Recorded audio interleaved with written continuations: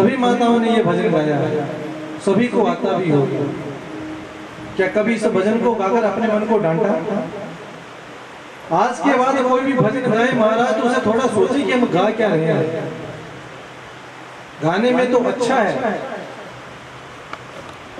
सायंकालीन के समय महाराज माता एक भजन गा रही थी, कुछ ऐसा भजन गा रही थी कि घर के झमेलों में हम खुद ही फंसे हुए हैं, ऐसा कुछ कि हरि सुमिरन दातु केड़ा वेला रखा हो गा रहे थे, ऐसा कुछ। कितना प्यारा भजन है, खूब गा रहे थे। कर झमेले आप पी पाए हो मानू, ऐसा ही था कुछ, ऐसा ही था। गा रहे थे, खुद गा रहे थे, घर के झमेले हमने खुद डाले हैं, फिर भी महाराज वहां से नहीं निकल रहे। जो जीवन में गाते हो उसको जीवन में उतारो तो सही। इस मन को सदैव डांटो महाराज, क्योंकि जब आप इस मन को डांटोगे, इस मन के अनुसार जब आप महाराज नहीं चलोगे तो ये मन आपको बार बार फंसाने की कोशिश करेगा। बोलिए शंकर भगवान की। ये महाराज मन बार बार आपको फंसाएगा। जब बार बार फंसाएगा महाराज तो पुनः आप इसी संसार में फंस जाओगे। तो इसलिए एक अंतरा आपने गाया कि मान रे, आगे क्या है? हाँ जी, जरा गा दीजिए मेरे साथ ही, बिना इसके। मान रे मैं किया रहना। माँ महाराज किसके बिना नहीं रहती है? जो माँ है महाराज अपने बच्चों के बिना कभी नहीं रहती। बच्चा कैसा भी हो महाराज, लेकिन माँ का जो वात्सल्य है वो अपने बच्चे के प्रति कभी कम नहीं होता। निस्वार्थ प्रेम है माँ का। माँ जब बच्चे से प्रेम करती तो ये नहीं देखती कि ये मुझसे प्रेम करेगा कि नहीं करेगा, केवल वो प्रेम करती है। उसी प्रकार हमारा प्रेम भी भगवान के साथ होना चाहिए, निस्वार्थ। हमारा प्रेम कैसा है भगवान के साथ? स्वार्थ का। अगर हमें किसी चीज की आवश्यकता हो तब जाकर भगवान के पास जाते हैं। 5 रुपए का धूप दुखाएंगे, 10 रुपए का एक दुकान से महाराज धूप लेकर आएंगे, 10 रुपए की डिब्बी। कितने दिन चलाओगे? 5 दिन, ज्यादा से ज्यादा 5 दिन या 10 दिन। कितने दिन चलती है? 10 दिन। और ना करो तो महीना भी चल सकती है इतनी। थोड़ा सा धूप लेकर महाराज भगवान के सामने आरती उतारेंगे, ना जाने क्या क्या मांग लेंगे कि घर में सुखी बनाए रखना महाराज, बच्चों को नौकरी दे देना, बहू को पोता दे देना, पोती दे देना। 2 रुपए का धूप दुखाए और ना जाने कितनी मनोकामना है। भगवान भी सोचते हो कि अरे कैसा स्वार्थी आदमी है। कभी भगवान के पास जाकर भगवान का हाल चाल पूछा कि भगवान पूरी दुनिया आपके सामने मांग रही है, भगवान आप ठीक तो हो, आप परेशान नहीं होते क्या? भगवान से कभी आपने गप मारी? आपस में अभी आपको कहूं तो आपको गप्पे मारो क्या? कभी आपने भगवान के साथ भी गप मारी, वार्तालाप किया कभी भगवान के साथ? कि घर में जो आपके ठाकुर हैं उनके साथ कभी बात की? किस किस ने आज तक अपने ठाकुर जी से बात की? जब दुखी होते हैं तब तो सभी करते हैं। जब जीवन में दुख आ गया, दुख क्या है? दुख कहते किसे हैं? वास्तव में दुख है क्या? दुख कुछ नहीं है। दुख है क्या? जो हमारे मन के अनुकूल जो होता रहता है वो हमें सुखी लगता है। जैसा हम चाहते हैं वैसा ही हो रहा है तो सब कुछ अच्छा है। तो जैसा हमने चाहा वैसा नहीं हुआ तो वही दुख है कि मैंने उसे ऐसा बोला, उसने क्यों नहीं किया। मैंने भगवान से 100 रुपये मांगे थे, भगवान ने 10 ही क्यों दिए भाई? 90 क्यों खा गए भगवान? सुख इस बात का नहीं कि 10 मिल गए, दुख इस बात का है भाई 90 क्यों नहीं मिली। अरे भाई 10 मिले उसमें तो सुखी रहो। जो भगवान ने आपको दिया है उसमें तो हम कभी संतुष्ट नहीं होते। और जो हमारे पास नहीं है हम उसी के पीछे पड़े हैं कि भगवान आपने अभी क्यों नहीं दिया। महाराज हमसे अच्छा भगवान हमारे बारे में जानते हैं, हम वही मानते हैं भगवान से जो हमारे लिए अच्छा होता है, जो हमें अच्छा लगता है। परंतु भगवान हमें क्या देते हैं? जो हमारे लिए अच्छा होता है। घर में महाराज प्रतिदिन भगवान से गप मारा करो, गप्पे लड़ाया करो, लोगों से मत लड़ाया करो, चाहे सुखी हो चाहे दुखी हो। एक समय ऐसा रखो कि ये समय मेरे ठाकुर जी का है, हम आपस में गप्पे मारेंगे। गप्पे ऐसे नहीं मारेंगे महाराज कि ठाकुर जी कल ही नौकरी लगनी मेरे मुंह में, कल यहाँ हमारे मुंह में होना है, बड़वा दुखी है, बड़वा चिंता है, यहाँ ये गप्पा नहीं मारी। बैठो महाराज तो बातें करो, ठाकुर जी कैसे हो, ठीक हो, हाथ पांव तो नहीं दुख रहे हैं, थोड़ा दबा दूं क्या मैं, भूख तो नहीं लगी, कुछ खिला दूं क्या, पानी तो नहीं पियोगे। एक समय ऐसा आएगा महाराज ठाकुर जी आपसे बात करने लग पड़ेंगे। शुरू तो कीजिए, हम शुरू ही नहीं करते हैं महाराज तो कैसे भगवान आपसे करते करेंगे। तो आज से ये नियम बना लीजिए, यहाँ से जाएं, कौन कौन ऐसा नियम बनाएगा वो हाथ खड़ा कर ले कि आज से हम अपने ठाकुर जी से गप्पे मारेंगे। इसमें भी 2 दिन माता, भगवान से गप मारने के लिए भी समय नहीं है। एक बार हाथ फिर से खड़ा कर दे, कुछ शर्म के मारे नहीं कर रहे हैं, काहे की शर्म, कौन देख रहा है? यहाँ पर ठाकुर जी के सिवा कोई आपका नहीं है, ये सत्य है। संसार में आपका कौन कब तक आपका है? जब तक आपका स्वार्थ उसके साथ है, उसका स्वार्थ आपके साथ है। जब तक आपका मतलब उसके साथ है, उसका मतलब आपके साथ है, तभी तक आपका है। चाहे आपके बच्चे हो, चाहे आपके महाराज माता पिता हो, चाहे पति पत्नी हो। हम सोचते हैं हम चले जाएंगे तो हमारे पीछे इनका क्या होगा, बस इसी पीछे लगे हैं। जो चले गए महाराज, जिनको सोचकर आप सोचते हैं कि हमारा क्या होगा, वो चले गए तो आप कैसे हैं? पत्नी पति को बोलते हैं कि अगर आप चले गए तो मैं कैसे जीऊंगी, हाय मैं तो मर जाऊंगी। पति बोलता है देवी तू चली गई तो मैं कैसे जीऊंगा। ठाकुर जी ने ऐसी कृपा की कि एक को ले गए तो क्या दूसरी जीना छोड़ देती है? खूब चकाचक महाराज भोजन करते हैं। हाँ 4 दिन दुख होगा, वो भी दुख कब होता है? वो 4 दिन जब दुख होता है वो कब होता है ये बताओ। अगर कोई पधार गया महाराज तो क्या बोलेगा कि उनकी जिम्मेवारियां थी वो मेरे सर पर छोड़ गए, सारी जिम्मेवारियां मेरे सिर पर छोड़ गए, मुझे करना पड़ेगा, वो तो हमें छोड़कर चले गए। केवल और केवल अपने ही स्वार्थ के लिए रोएंगे, तो अपने स्वार्थ के लिए। जाने का दुख नहीं है, कभी किसी की मृत्यु हो जाए उसके घर जाकर देखना, उसके लिए नहीं रो रहा होगा कि वो चला गया, इसके लिए रो रहा होगा कि वो चला गया, मेरा क्या होगा पीछे, मैं कैसे रहूंगी। जो काम हम दोनों मिलकर करते थे आज वो काम मुझे अकेले करना पड़ेगा। पहले घर का खर्चा वो करते थे, मुझे करना पड़ेगा, सिर्फ अपने स्वार्थ के लिए। इस संसार में आपका अपना कोई नहीं है। जो आपका अपना है उसे आप कभी अपना मानते नहीं, जो आपका अपना नहीं है उसे आप सदैव अपना अपना कहते हैं। ठाकुर जी आपके अपने हैं तो उन्हें तो कभी आपने अपना माना नहीं। उनके सामने तो गए महाराज, जब भगवान की आरती करते हैं तो क्या आरती करते हैं? एक आरती बड़ी गजब की है महाराज, जो आप सभी को याद है। विरोध नहीं कर रहा हूँ आरती का, लेकिन आप सभी को याद है। कौन सी? ओम जय जगदीश हरि। किस किस को याद है? हाथ खड़ा करना जिसने सुनी है आरती।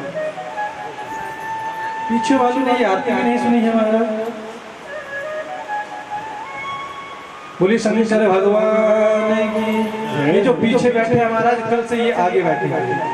ये जो आगे वाले ये पीछे बैठे हैं, क्योंकि लेट आते हैं, पीछे दुख कर महाराज बैठे रहते हैं। ये सोच रहे हैं कि महाराज मुझे पता नहीं लग रहा। खूब आपस में गप्पे मार रहे हैं पीछे, जैसे कुछ पूछ रहा हूँ बहन जी लग गया पता क्या कर रहे हैं,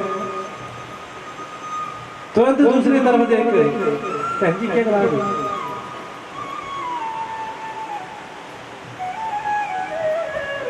महाराज जब एक शिक्षक क्लास में जाता है महाराज, तो उसकी ज्यादा नजर पीछे वालों की तरफ रहती है, क्योंकि पीछे कौन बैठता है? या तो कोई बड़ा भारी कमजोर होगा वही बैठेगा पढ़ने में, या तो बड़ा भारी महाराज पढ़ने वो इंटेलिजेंट होगा वही बैठेगा। जिसे सब कुछ आता है या तो वो पीछे बैठेगा कि हमें सब कुछ आता है, हमें क्या जरूरत है आगे बैठने की, और कुछ पूछेंगे तो महाराज पीछे से बता देंगे। या तो वो बैठेगा पीछे महाराज कि जिसे कुछ नहीं आता है, कि अगर हमसे पूछ लिया तो हम फंस जाएंगे, तो पीछे महाराज सर नीचे किया और बैठे रहे। तो शिक्षक की सबसे ज्यादा महाराज नजर कहां पर रहती है? पीछे की तरफ। आगे वाले तो महाराज ऐसे ही बच जाते हैं। बोली शंकर भगवान की जय हो। तो आइए महाराज अब शिव महाप्राण की कथा में प्रवेश करते हैं। इसमें प्रवेश करते हैं। तो अभी तक क्या सुना? कल से क्या सुन रहे हो आप? अब कथा में प्रवेश कर रहे तो कल से क्या सुन रहे हो? हाँ जी,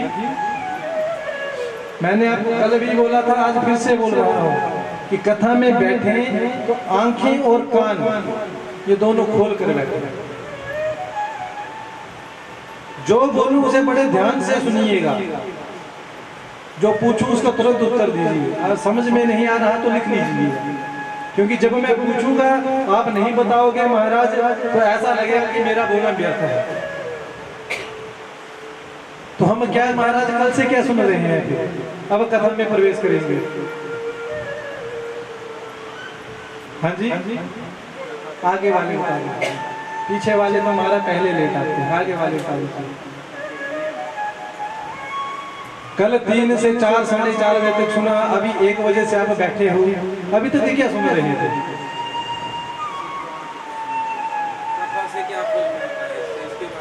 अभी तक महाराज हम महात्म्य सुन रहे थे कि इस शिव महाप्राण का महत्व क्या है। जब तक हमें पता नहीं महाराज शिव महाप्राण सुनने से क्या होगा क्या नहीं होगा, तब तक कैसे रुचि होगी? क्योंकि अगर आप किसी व्यक्ति को जानते नहीं हो तब तक महाराज आपका उसके प्रति कभी प्रेम नहीं पड़ सकता। किसी व्यक्ति से प्रेम कब होगा? पहले उसके बारे में जानो कैसा है वो। तो जान गए महाराज तो उसके बारे में सुना तब जाकर पता चला कि ये कैसा है। जब सुनोगे तभी तो उससे प्रेम पड़ेगा। ऐसे कोई अनजान व्यक्ति आपके सामने खड़ा कर दिया और आप कहें कि मेरा प्रेमी है, ऐसा हो सकता है? कभी नहीं। बोलिए शंकर भगवान की। अगर पीछे महाराज माताओं को बैठने में परेशानी हो रही है तो थोड़ा इस तरफ हो जाए, इस तरफ अर्थात दीवार की तरफ पीठ लगाकर। कहने का तात्पर्य ये है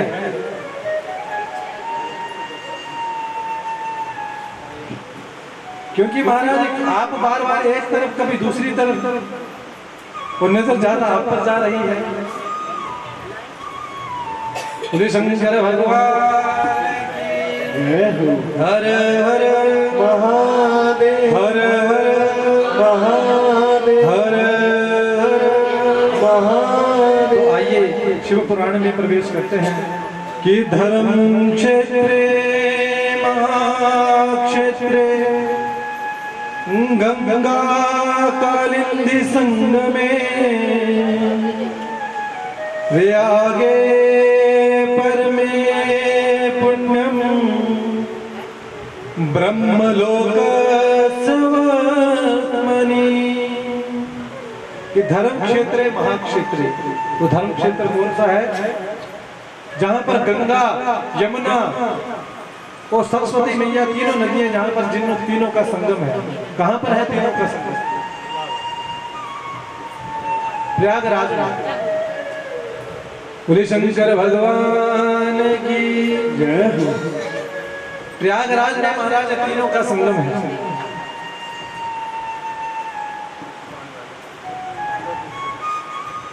बोले शंकर भगवान की जय हो। हर हर महादेव, हर हर महादेव, हर हर महादेव।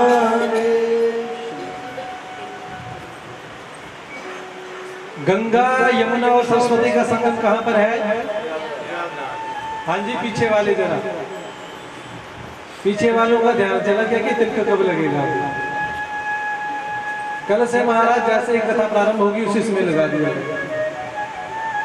क्योंकि सभी का ध्यान कहाँ है? आपकी तरफ, कि हमें कब तिलक लगेगा। कथा अब महाराज एक तरफ से जा रही है। प्रयागराज में महाराज सभी ऋषि मुनि इकट्ठे हुए। आज शौनकादि ऋषियों ने सूत जी से प्रश्न कर दिया, कहा कि भगवान कलयुग आ गया है, कलयुग में कोई भी प्राणी कठिन काम नहीं करना चाहता, तो भगवान की भक्ति ज्ञान वैराग्य को बढ़ाने का कोई सरल सा साधन बता दीजिए। सूत जी कहते हैं यही प्रश्न एक बार शौनकादि ऋषियों ने महाराज ब्रह्मा जी से किया था, तो यही प्रश्न एक बार शौनकादियों ने ही व्यास जी से किया था। तो जैसा व्यास जी ने शौनकादि ऋषियों को बताया वैसा ही मैं आपको बताऊंगा। कहा कि अगर व्यक्ति को जीवन में भक्ति ज्ञान वैराग्य बढ़ाना है तो केवल और केवल भगवान का भजन करे, केवल और केवल शिव महाप्राण की कथा सुने। अगर वह जीवन में शिव महाप्राण की कथा सुनेगा तो उसका कल्याण अवश्य हो जाएगा। कहा कि अगर कोई भगवान की पूजा ना कर सके, ज्यादा समय ना मिले सभी देवी देवताओं का पूजन करने में, तो वह भगवान के शिवलिंग का पूजन कर दे, तब जाकर महाराज उसका उद्धार हो जाएगा। बोले शंकर भगवान की जय। महाराज शौनकादि ऋषियों ने प्रश्न कर दिया कि भगवान ये जो शिव महापुराण सुना रहे इसका क्या महत्व है, क्या है ये? तो कहा कि पूर्व काल में शिव महापुराण में शंकर भगवान की जय। पूर्व काल में शिव महापुराण में महाराज कितने श्लोक थे? 1 लाख। पूर्व काल में महाराज शिव महापुराण में 1 लाख श्लोक थे और 12 संहिताएं थी। याद रखने इस बात को पूछूंगा, आगे चलकर जो पूछूंगा आपको बताया है वो लगेगा पता कितना आपके पल्ले पर। कि पहले तो महाराज इस शिव महापुराण में 1 लाख श्लोक थे और 12 संहिताएं थी, अर्थात 12 भाग थे। व्यास जी ने देख लिया कि कलयुग आ गया है, कोई नहीं पढ़ेगा इतना, तब जाकर शिव महापुराण में कितने श्लोक कर दिए? हाँ जी, आज कथा शुरू होने से पहले यही सुनाया गया। कितने श्लोक हैं इसमें? हाँ जी, 24,000, 18,000। मैंने तो 18 बताया था। देखो मैं तो बता रहा हूँ 18,000, आप बताइए कितने थे? अब पीछे वाले ये तो आए बाद में, महाराज इनको क्या पता था। 24,000 श्लोक महाराजा 1 लाख से कितने बजाकर कर दिए? 24,000। तो जो 12 संहिताएं थी कितनी कर दी? 12 को कम करके कितना कर दिया? 7। लिख लीजिएगा, कल फिर से पूछूंगा। इस शिव महापुराण में जैसे आप यहाँ से जा रहे हो, कोई पूछ ले कहाँ से आए, आप कहेंगे कथा सुनकर आए जी। कौन सी कथा चली है? शिव महापुराण की। अच्छा, कोई पूछ ले शिव महापुराण में कितने श्लोक होते हैं, तो आपको क्या पता? कोई पूछ ले कि कथा में क्या सुनकर आए, तो कथा तो आपके पल्ले पड़ेगी नहीं। कम से कम इतना तो याद रखो कि शिव महापुराण में 24,000 श्लोक है और 7 संहिताएं हैं। कितनी है? पीछे वाले जरा जोर से, कितनी है?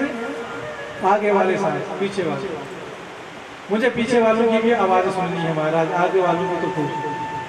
कितनी संगीताएं हैं महाराज? बोले शंकर भगवान की। कितना जगाए आपको? 7 संगीताएं हैं महाराज और 24,000 श्लोक हैं। लिख लीजिएगा, फिर से बोल रहा हूँ, कल फिर से पूछूंगा। शौनकादि ऋषियों ने कहा कि भगवान ये जो 7 संहिताएं और 24,000 श्लोक हैं, कृपया करके आप हमें यही बत सुनाइए। 1 लाख सुनने की हमारी भी इच्छा नहीं है। तब महाराज सूत जी उन्हें 7 संहिताएं और 24,000 श्लोकों के बारे में बताते हैं। कहते हैं कि एक बार 6 ऋषियों के कुल में आपस में युद्ध हो गया कि कौन बड़ा कौन बड़ा कौन बड़ा। कोई कहे ब्रह्मा जी बड़े, कोई कहे विष्णु जी बड़े। महाराज जब 6 में युद्ध हो गया तो चले गए किसके पास? वेद व्यास जी के पास।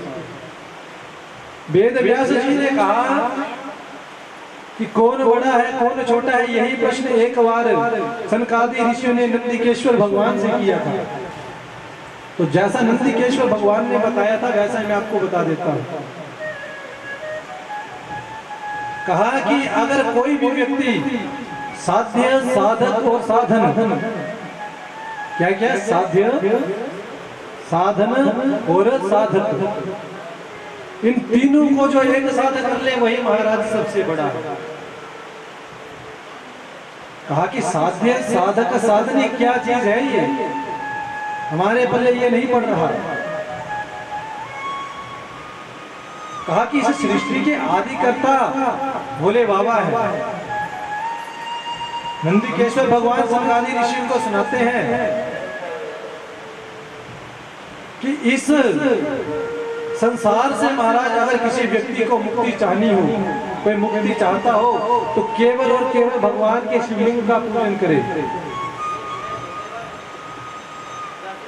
कहा कि शिवलिंग का पूजन? सनकादि ऋषियों ने कहा ये शिवलिंग क्या है? सभी देवी देवताओं की पूजा तो महाराज मूर्ति में होती है, ये शिवलिंग क्या आ गया महाराज? कहां से आ गया ये शिवलिंग? है क्या? शिवलिंग किसे कहते हैं? सूत जी कहते हैं, बोले सूत जी मुक्ति हेतु, कि बोले सूत जी मुक्ति हेतु एक ही सरल उपाय, कि अगर किसी व्यक्ति को जीवन में मुक्ति चाहनी हो तो एक ही सरल उपाय है, पूजा करो शिवलिंग की नित्य ही जो जल चढ़ाए। कि नित्य जो शिवलिंग पर एक महाराज लोटा जल चढ़ाता है, नित्य शिवलिंग का पूजन करता है महाराज, तो उसका कल्याण अवश्य हो जाता है। कहा कि शिवलिंग है क्या? पहले ये भी तो बता दीजिए। तब महाराज सूत जी सनकादि ऋषियों को सुनाते हैं कि एक बार महाराज भगवान ने सृष्टि प्रारंभ की। भोले बाबा ने अपने एक महाराज छोटे से जल के बिंदु से एक मनुष्य को प्रकट किया। जैसे ही प्रकट किया नाम रख दिया नारायण। नारायण किसे कहते हैं? नर कहते हैं, नरा कहते हैं महाराज जल को। और आयन अर्थात जल में, जल से जिसकी उत्पत्ति हुई हो।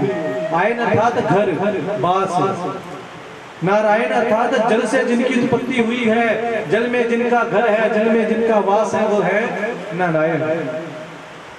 भगवान नारायण की नाभि से महाराज एक कमल निकला। कमल के ऊपर महाराज ब्रह्मा जी बैठे थे।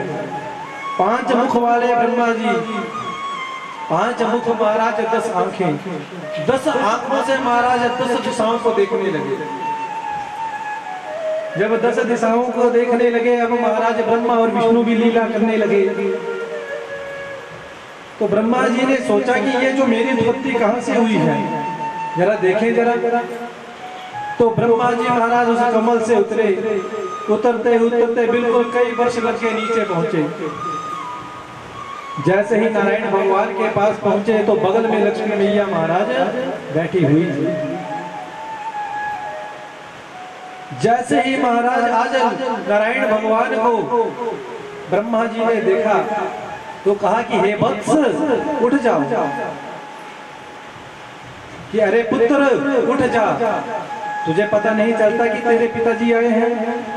कि शयन कर रहे थे विष्णु जी, कि शयन कर रहे थे विष्णु जी लक्ष्मी जी के साथ। आकर बोले खुश रहो बेटा बलवान।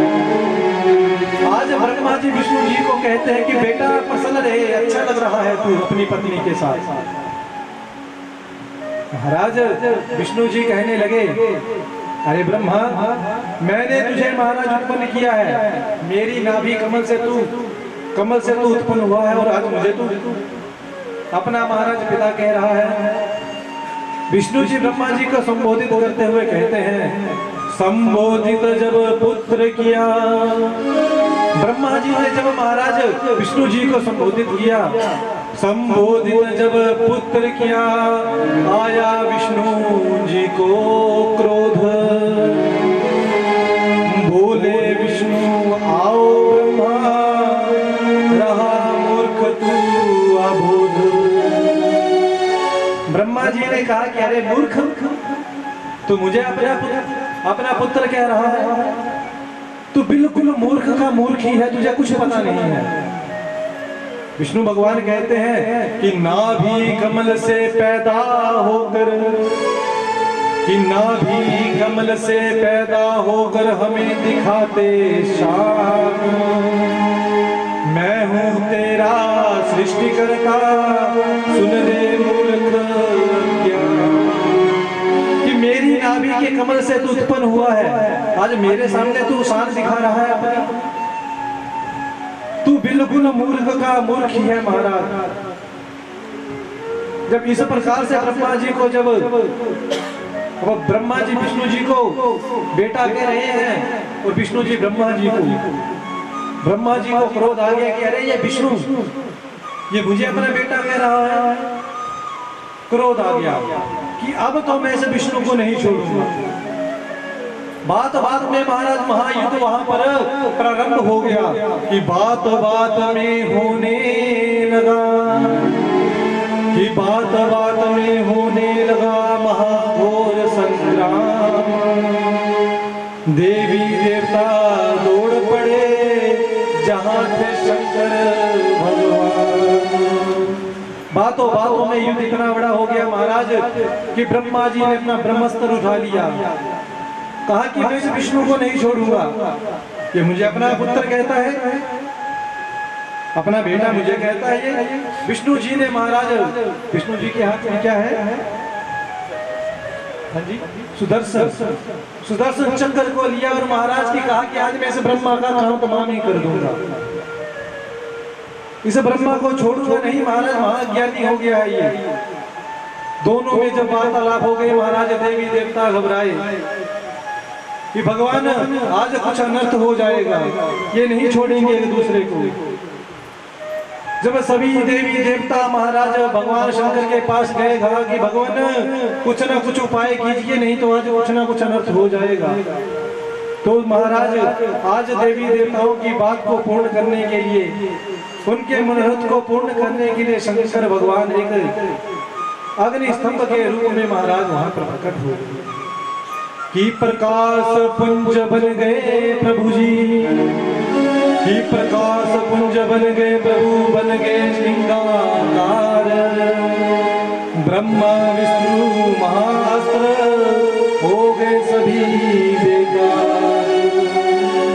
भगवान महाराज जहाँ एक तरफ ब्रह्मा जी खड़े थे, दूसरी तरफ विष्णु जी खड़े थे, दोनों के मध्य महाराज एक स्तंभ के रूप में, अग्नि स्तंभ के रूप में महाराज दोनों के बीच में खड़े हो गए।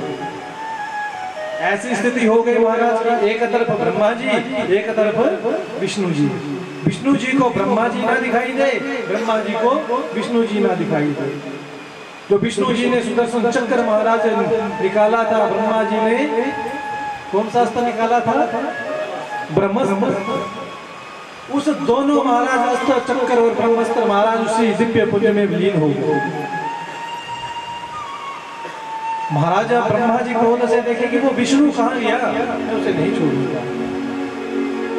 विष्णु भगवान कहते हैं वो ब्रह्मा कहाँ गया जो मुझे महाराज लड़का रहा था, मैं उसे भी नहीं छोड़ूंगा। तो दोनों एक दूसरे को महाराज जब ललकारने लगे, फिर सोचने लगी ये अग्निस्तंभ है क्या, कहां से आए ये, वो कौन किसका बेटा है, कौन किसका पुत्र है, महाराज कैसे पता चलेगा? जो जीतेगा वही तो होगा। उस अग्नि स्तंभ से आवाज आई, कहा कि एक ब्रह्मा जी आप मेरे ऊपर जाइए, इस अग्नि स्तंभ के ऊपर का पता करके आइए कि कहां पर इसका अंत है। और विष्णु जी को कहा कि आप नीचे की तरफ जाइए, जहां पर इसका उद्गम स्थान है आप वहां पर जाइए। जो इसके उद्गम स्थान का पता लगा लेगा, या अगर कोई इसके ऊपर का अंतिम छोर का पता लगा लेगा और जो पहले आ जाएगा वही महाराज प्रथम पूज्य होगा। ब्रह्मा जी महाराज अपनी सवारी हंस पर बैठकर ऊपर की तरफ चले, विष्णु भगवान महाराज गरुड़ पर बैठकर नीचे की तरफ चले। चलते चलते महाराज कई युग बीत गए। नीचे जाते जाते विष्णु भगवान ने देखा कि अब तो महाराज इसके आधार का पता नहीं चलेगा, तो विष्णु भगवान तो वैसे ही ऊपर आ गए। ब्रह्मा जी जो ऊपर गए थे, महाराज भोले बाबा ने ऐसी कृपा की कि एक केतकी का फूल ऊपर से छोड़ दिया, अपने स्थान से गिरा, तो गिरते गिरते नीचे की तरफ आ रहा था। ब्रह्मा जी ने उस केतकी के फूल को पकड़ा, कहा कि अरे केतकी के फूल तू कहां से आया? क्या तू इस आधार के सबसे ऊपरी सिरे पर था? केतकी के फूल ने कहा कि भगवान मुझे भी ना जाने नीचे आते आते कितने सैकड़ों वर्ष बीत गए, परंतु मैं आधार पर ऊपर नहीं था, मैं भी कहीं मध्य में ही था। ब्रह्मा जी सोचने लगे कि हजारों वर्ष इसे ऊपर से नीचे आते हो गए और हजारों वर्ष मुझे ऊपर की तरफ हो गए ना, इसे आज तक तब भी ये आधार पर नहीं है, तो इस खम्भ का महाराज कोई अंतिम छोर तो है ही नहीं। तो केतकी के फूल को कहा कि अरे केतकी देख, तू मेरे साथ चल। एक ना जाने कौन अग्नि का स्तंभ है, वहां से कोई आदमी बोल रहा है, दिव्य आवाज आ रही है, बस तू उसके सामने ऐसा बोल देना कि मैं इस स्तंभ के सबसे अंतिम छोर पर मैं फूल खिला हुआ था, वहीं से ब्रह्मा जी मुझे लेकर आए हैं। केतकी के फूल ने कह दिया कि देखो भगवान मैं झूठ नहीं बोलूंगा। ब्रह्मा जी ने कहा कि रे केतकी, और तूने झूठ नहीं बोला तो मैं तुझे श्राप दे दूंगा। केतकी घबराई कि ब्रह्मा जी सर्व महाराज समर्थवान है, ये महाराज श्राप देने में सक्षम है। तो ब्रह्मा जी ने डराकर महाराज केतकी के फूल को अपने साथ लेकर गुहाई के लिए ले चले। जैसे ही थोड़ा नीचे आए तो एक गाय महाराज वो भी वहां पर चल रही थी। गाय को पूछा कि हे गौ माता आप यहाँ पर कैसे? कहा कि सदियां बीत गई मुझे यहाँ पर, मैं भी आज अदर पर नहीं पहुंची हूँ। कहा कि अरे गौ माता आप मेरे साथ चलो और जो अग्नि स्तंभ से आवाज आ रही है उसके साथ कह देना कि मैं इस के सबसे ऊपरी छोर पर घास चल रही थी, आप मेरे साथ चलो, बस इतना कह देना। गौ माता ने बोला कि देखो ब्रह्मा जी मैं झूठ नहीं बोलूंगा, चाहे जो मर्जी हो जाए। ब्रह्मा जी ने कहा कि हे गौ तू झूठ नहीं बोलेगी, दे दूं तुझे अभी श्राप। गौ माता घबराई, ये पापी मुझे श्राप दे देगा और मेरा महाराज पतन हो जाएगा। तो आज गौ मैया भी ब्रह्मा जी के डर से महाराज ब्रह्मा जी के साथ चल पड़ी। जैसे ही ऐसी भगवान की कृपा हुई कि गए तो दोनों अलग अलग थे, परंतु इकट्ठे एक स्थान पर ही हो गए। बोलिए शंकर भगवान की। गए तो अलग अलग थे महाराज, परंतु इकट्ठे दोनों एक साथ हो गए। विष्णु भगवान पहले आ गए थे, ब्रह्मा जी ने सोचा ओहो ये तो जीत गया। जब दोनों आ गए उस दिव्य पुण्य से आवाज आई, अरे विष्णु अरे ब्रह्मा आप दोनों आ गए हो, परंतु विष्णु आप पहले आए हो, तो आप बताओ क्या आपको इसके अधम के बारे में पता चला, इसके आधार पता चला आपको? विष्णु भगवान ने हाथ जोड़ लिए, कहा कि भगवान मैं आपके उस आधार को नहीं जान पाया, भगवान आप अनंत हैं, हरि अनंत हरि कथा अनंत, भगवान मैं नहीं जान पाया, भगवान मुझे क्षमा कीजिएगा। ब्रह्मा जी प्रसन्न हो गए, बस अब मेरी जय जयकार। दिव्य पुण्य से आवाज आई कि अरे ब्रह्मा अब आप बताओ। कहा कि भगवान मैं तो ऊपर जाकर आया हूँ। हाँ ऊपर? क्या सबूत है? कहा अपने साथ 2 सबूत लेकर आया हूं मैं, देखो अगल बगल में दोनों खड़े हैं। दिव्य तेज से आवाज आई कि कहा कौन है? उसने कहा ये केतकी। पूछा क्या केतकी, तू इसके सबसे ऊपर आधार पर खिली हुई थी क्या? अब केतकी महाराज ब्रह्मा जी को देखे तो ब्रह्मा जी टेढ़ी बिल्कुल करके देखे कि तू बोल जरा, सच बोल, फिर बताता हूँ। केतकी महाराज डर के मारे में बोल पड़ी कि भगवान हाँ मैं इस स्तंभ के सबसे ऊपर ही थी। दूसरी तरफ महाराज गौ माता को पूछा, कहा कह रहे गौ तेरे अंदर 84 कोटि देवी देवता विराजमान करते हैं, तू सच बताना। जैसे ही गौ मैया बोलने लगी तो ब्रह्मा जी पुनः महाराज गौ की तरफ देखने लगी और गौ माता भी महाराज ब्रह्मा जी को देखने लगी। ब्रह्मा जी महाराज देखें टेढ़ी नजर से, अरे अब बोल, तू सच बोल, तू अभी तेरे को श्राप देता हूं। डर के मारे महाराज गौ माता ने मुख से तो बोल दिया कि हाँ मैं इस जो महाराज तेज पुंज है इसके सबसे ऊपर थी, परंतु पूंछ हिलाकर कह दिया कि भगवान मैं झूठ बोल रही हूँ, सत्य नहीं है ये। पूंछ से मना कर दिया परंतु मुख से बोल दिया। जो तेज पुंज था महाराज वहीं से शंकर भगवान प्रकट हो गए। बोले शंकर भगवान की। जैसे ही शंकर भगवान प्रकट हुए महाराज अत्यधिक क्रोधित हो गए महाराज। क्रोध से, भगवान के क्रोध से महाराज एक भैरव उत्पन्न हो गया। भैरव किसे कहते हैं?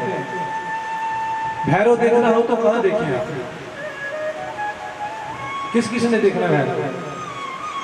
किस किस की इच्छा है भैरव देखने की? है किसी की इच्छा? क्यों भैरव जो भगवान ने उत्पन्न किया वो कैसा होता है किसी की इच्छा देखने की? अभी दिखा दो 5 मिनट में, बोलो। हाँ जी, है किसी की इच्छा?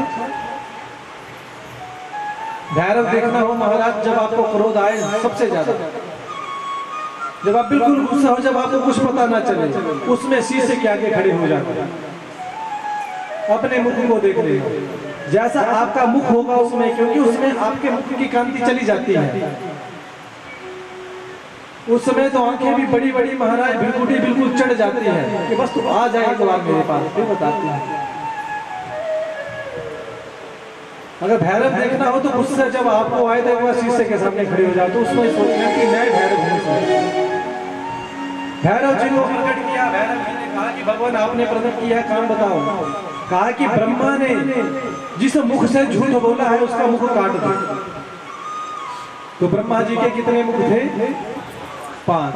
तो एक मुख भैरव ने महाराज काट दिया। अब कितने बचे? 4। ब्रह्मा जी को श्राप दे दिया कि अरे ब्रह्मा तेरी बड़ी इच्छा थी पूजा करवाने की, जा मैं आज से श्राप देता हूं, तेरी कभी मूर्ति पूजा ही नहीं होगी। दूसरी तरफ केतकी को कहा कि अरे केतकी तूने ब्रह्मा के पक्ष में आकर झूठ बोला। झूठ बोलना पाप है, चाहे भलाई के लिए करो चाहे डर से करो। झूठ बोला है तो फल तो भोगना पड़ेगा, चाहे आपने किसी के भले के लिए ही झूठ क्यों ना बोला हो, तो झूठ बोला है महाराज तो उसका फल भोगना पड़ेगा। बोला केतकी तूने झूठ बोला है। केतकी ने हाथ जोड़ लिए, प्रभु आप तो जानते हैं सब कुछ, इसे ब्रह्मा ने डरा कर से झूठ बुलवाया है। भगवान ने कहा कि चाहे डरा कर ही बोला हो परंतु झूठ तो झूठ है। जा आज के बाद मेरी पूजा में कभी भी तेरा स्थान नहीं होगा। परंतु तुझे वरदान देता हूं कि जहां कहीं भी पितरों की पूजा होती है, अगर वहां पर तेरा एक भी पुष्प चढ़ा दिया जाए तो पितर कैसे भी नरक में गया हो उसका उद्धार हो जाएगा। केतकी का फूल जानते हैं आप? किसे कहते हैं केतकी? जानते हैं? कौन कौन जानता है केतकी? केतकी का फूल, हाँ जी जानते हैं। जो महाराज पुराने समय में, आजकल तो रेडीमेड लस्सी चल पड़ी है, पुराने समय में महाराज बाढ़ छीना होती थी ना, वहां पे होती थी। जैसे सुराड़ बोलते हैं, जानते हैं? जिसके चारों तरफ छोटे छोटे कांटे होते हैं, एक नुकीला सा कांटा ऊपर भी होता है, जानते हैं? जैसे महाराज अब मिलेगा महाराज कहीं तो आपको दिखा दिया जाएगा प्रत्यक्ष। पुराने समय में महाराज घास बांधने के लिए उनकी रस्सी का प्रयोग किया जाता था, लंबे लंबे से होते थे, आगे बिल्कुल नुकीला सा होता है, क्योड़, समझ गए? क्योड़ अपनी भाषा में, समझ गए? तो इसका जो पुष्प होता है महाराज, शंकर भगवान की पूजा में इनका प्रयोग नहीं होता है। परंतु अगर घर में पितृ कार्य हो रहा हो और उस समय पितरों को आप इस फूल को चढ़ा दें तो किसी भी नरक में कैसा भी पितर गया हो महाराज उसका उद्धार हो जाएगा, आशीर्वाद दे दिया। कहा कि गाय, अरे गौ माता तूने भी झूठ बोला, जिस मुख से तूने झूठ बोला है जा तेरा ये मुख सदैव अपवित्र रहे, और ये जो तेरी पूंछ है जिससे तूने मना किया है वो सदैव पवित्र रहती है। इस पूंछ को पकड़कर जो एक बार गौदान कर देगा महाराज वो वैतरणी नदी से सीधा पार हो जाएगा। जीवन में एक बार गौदान अवश्य करना चाहिए, परंतु हम गौदान कब करते हैं? जब महाराज पूंछ पकड़ने की क्षमता नहीं रहती, जब बिल्कुल अंतिम छोर है, तब पूंछ पकड़ने का भी महाराज बल नहीं है हमारे, तब गौदान करते हैं, तब नहीं होगा कल्याण। जब भगवान ने हमको समर्थवान बनाया है तब महाराज जीवन में एक बार गौदान अवश्य करना चाहिए। हर व्यक्ति को जीवन में गौदान करना चाहिए। घर में ना हो सके गौशाला में जाओ, गौ का मूल्य दे दीजिए, वहीं पर गौदान करवा लीजिए, परंतु गौदान अवश्य करवाना चाहिए। महाराज भोले बाबा ने वरदान दे दिया कि अरे गौ माता आपकी जो पूंछ है सदैव पवित्र है, और गौ माता की पूंछ का बड़ा भारी प्रभाव है। अगर किसी का छोटा बच्चे को नजर लग जाती हो तो गाय के पूंछ से झाड़ा लगाए तो महाराज को नजर कभी नहीं लगती बच्चे को। आगे चलकर महाराज ब्रह्मा जी को कहा कि अरे ब्रह्मा जा तुझे भी मैं स्थान देता हूं कि पीपल में सदैव तेरा वास रहेगा, कि एक वृक्ष के रूप में तेरा पूजन होगा। जब सभी को स्थान दे रहे तो भैरव जी खड़े हो गए कि भोले बाबा आपने भी तो मुझे प्रकट किया है, मैं भी तो आपके क्रोध से उत्पन्न हुआ हूँ, मेरे लिए कोई स्थान। तब जाकर महाराज कहा कि अरे भैरव इस ब्रह्मा के मूल स्थान पर पीपल के आधार पर तेरा वास रहेगा। पीपल का जो महाराज आधार होता है वहां पर भैरव का वास रहता है। जिस व्यक्ति को कभी क्रोध ज्यादा आता हो, बड़ा भारी क्रोध हो, अरिष्ट कार्य किसी के ग्रह हो, किसी की शनि की महादशा हो, शनि जिसका महाराज खतरनाक हो, कोई भला काम ना कर रहा हो, तो पीपल के पेड़ के नीचे महाराज सायंकालीन के समय तेल का दीपक लगाए। जैसे बड़ा भारी क्रोध आता हो, कड़वे तेल का दीपक महाराज पीपल के उस महाराज स्थान पर लगा दीजिए आधार पर, क्रोध धीरे धीरे स्वतः शांत हो जाएगा।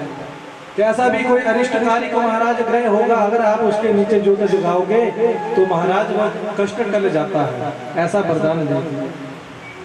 बोली शंकर भगवान की जय हो। हर हर महादेव, हर हर महादेव, हर हर महादेव। परंतु महाराज भगवान कहते हैं अरे ब्रह्मा केवल आज के दिन तेरा पूजन नहीं होगा, जो आज का दिन है सिर्फ इस दिन तेरा पूजन नहीं होगा, सदैव तेरा पूजन होता रहेगा। तो आज का दिन कौन सा था? रविवार। रविवार के दिन महाराज पीपल के वृक्ष का पूजन नहीं होता है। अन्य ग्रंथों में महाराज और भी कथाएं हैं। अन्य ग्रंथों में ऐसी कथा है कि पीपल के वृक्ष में महाराज लक्ष्मी जी का वास रहता है, और लक्ष्मी जी की बहन का नाम है दरिद्रता।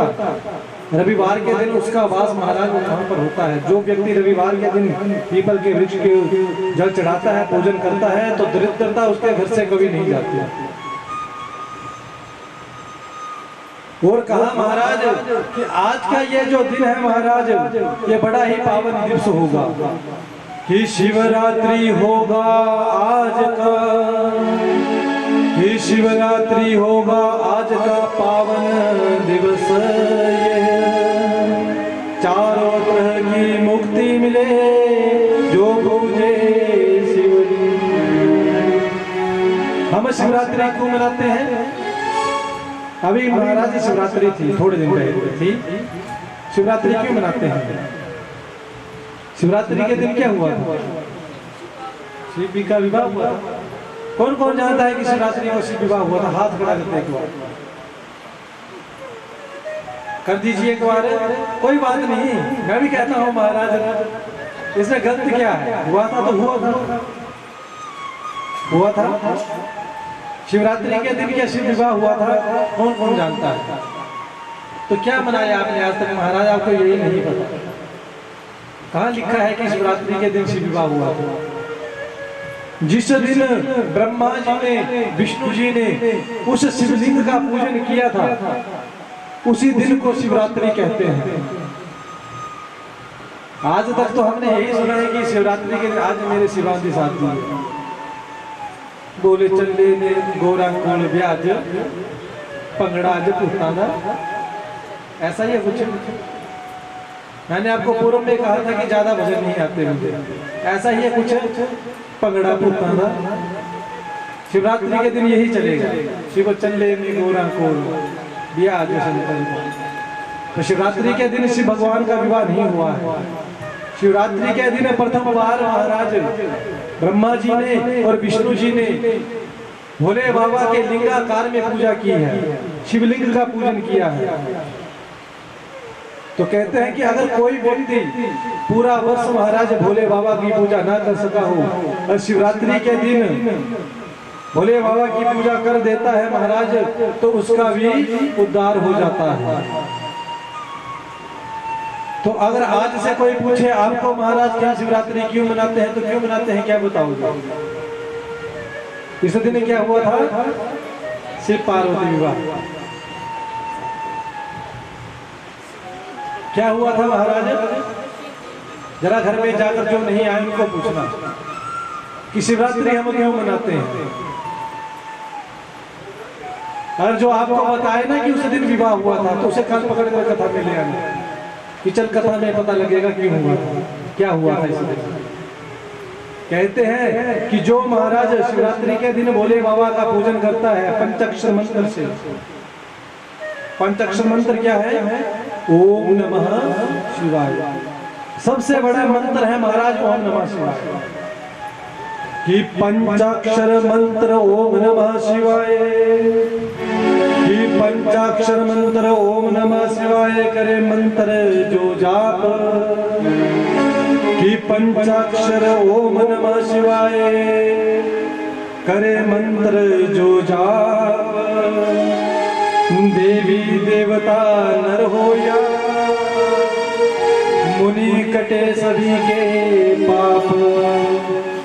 कि देवी देवता सुर नर मुनि जो भी हो, वैसे पंचाक्षर मंत्र का जाप करता है तो उसका कल्याण हो जाता है।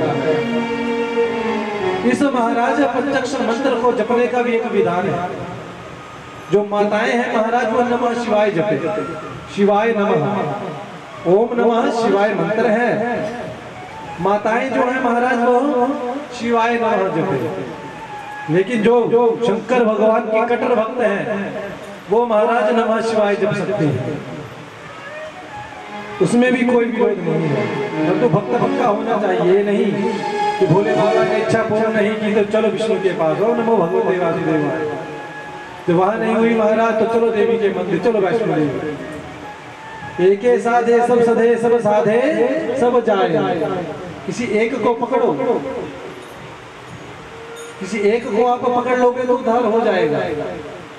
आज शिव जी की, कल विष्णु की, परसों देवी की, चौथ कोई और पकड़ लिया महाराज। जैसे दिन बदल रहा है वैसे देवता बदल रहे हैं, तब कल्याण नहीं होगा। कहा महाराज कि जो पंचाक्षर मंत्र है सबसे अच्छा, सबसे पवित्र मंत्र ये ओम नमः शिवाय पंचाक्षर मंत्र है। आप कहते हैं कि महाराज हमें अनुष्ठान करवाना है घर में, तो क्या कहते हैं कि हमें बड़ा सा मंत्र चाहिए, बड़ा सा मंत्र, बूंजाक्षरी, बाट अक्षरी, द्वादश अक्षरी। परंतु सबसे सरल और सबसे आसान जो है महाराज केवल ये पंचाक्षरी मंत्र है। निरंतर इसका महाराज जप करना चाहिए। शुनकादि ऋषि कहते हैं कि भगवान ये जो आपने शिवलिंग बताया ये है क्या शिवलिंग? कौन से शिवलिंग की पूजा करें? शिवलिंग भी कई प्रकार के होते हैं। तो सूत जी कहते हैं कि हे ऋषियों नदियों में जैसे, कि हे ऋषियों नदियों में जैसे गंगा जी का स्थान, वैसे ही हर लिंग में पार्थिव लिंग महान। कि स्फटिक के महाराज शिवलिंग भी होते हैं, नर्मदेश्वर भी होते हैं, मूंगा के भी शिवलिंग होते हैं, परंतु इन सभी शिवलिंगों में सबसे उत्तम महाराज शिवलिंग है पार्थिव शिवलिंग। पार्थिव शिवलिंग जानते हैं क्या होता है? हाँ जी, बोले शंकर भगवान की जय। हर हर महादेव, हर हर महादेव, हर हर महादेव। जयकारा लगाए ना महाराज, जैसे ही हर हर, तो कैसे लगाए? तो बाजू आप ऊपर करें तो ऐसे ना करे बाजू, हर हर महादेव। जब करें तो थोड़ा बाजू खोल। क्यों? बगल में जो बैठा हमारा उसे नींद भी पड़ जाएगी। थोड़ा जब बाजू ऐसे होंगे हमारा, जो बगल में होगा उसकी आंख खुलेगी, वो अच्छा जयकारा लगा है। और जब हाथ बिल्कुल ऊपर, क्यों ऐसे क्यों करते हैं? हाथ ऊपर करने का क्या उद्देश्य है? अपने मनोरंजन के लिए करवा रहे हैं क्या? हाथ ऊपर करने का क्या उद्देश्य है? जैसे कोई चोर होता है हमारा, चोर के पीछे पुलिस पड़ जाती है। जब पुलिस उसे चोर को पकड़ लेती है तो चोर क्या करता है? हाथ ऊपर। वो हाथ ऊपर करने का क्या तात्पर्य है? कि मुझे कुछ मत करना, मैंने सिलेंडर कर दिया। सिलेंडर तो महाराज किले का होता है। सिलेंडर ज्यादा पढ़ा लिखा नहीं हूँ महाराज, मैं भी सिलेंडर बोल रहे हैं कि क्या बोलते हैं? सिलेंडर जो भी बोलते होंगे महाराज, जैसा ठीक है महाराज। अर्थात कहने का तात्पर्य यह है कि आपने समर्पण कर दिया कि अब जो हम है वो आपके अधीन है, हमें कुछ मत करना। उसी प्रकार जब आप हाथ खड़ा कर रहे हो तो कहने का तात्पर्य है कि हे भगवान, हमने अपने आप को आपको समर्पण कर दिया है। और जैसे मर्जी रखो, इधर रखो चाहे उधर रखो, अब आपको ही रखना है। इसलिए हाथ खड़े कर रहे हैं। इसलिए जब जयकारा लगे तो थोड़ा बाजू खोल कर बोले शंकर भगवान की।